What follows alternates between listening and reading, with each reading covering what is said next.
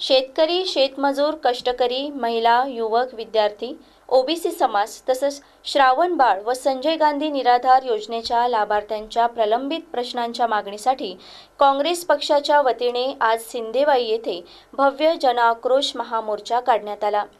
आमदार विजय वडेट्टीवार यांच्या नेतृत्वाखाली निघालेल्या या मोर्चामध्ये तालुकाभरातून हजारो नागरिक सहभागी झाले होते। शासनाकडून शेतकरी, महिला व सर्वसामान्यांच्या प्रश्नांवर निर्णय घेण्यास होत असलेल्या विलंबाच्या निषेधार्थ हे लोकशाही मार्गाने व्यापक जनआंदोलन उभारण्यात आलं।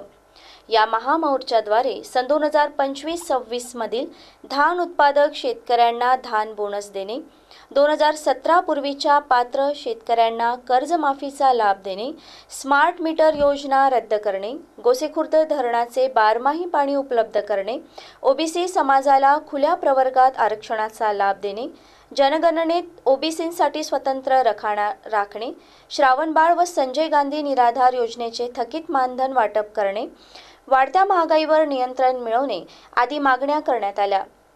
हा मोर्चा केवळ निवेदनापुरता मर्यादित नसून सर्वसामान्यांना न्याय मिळवून देण्यासाठीचे प्रभावी आंदोलन असल्याचं पदाधिकाऱ्यांनी सांगितलं।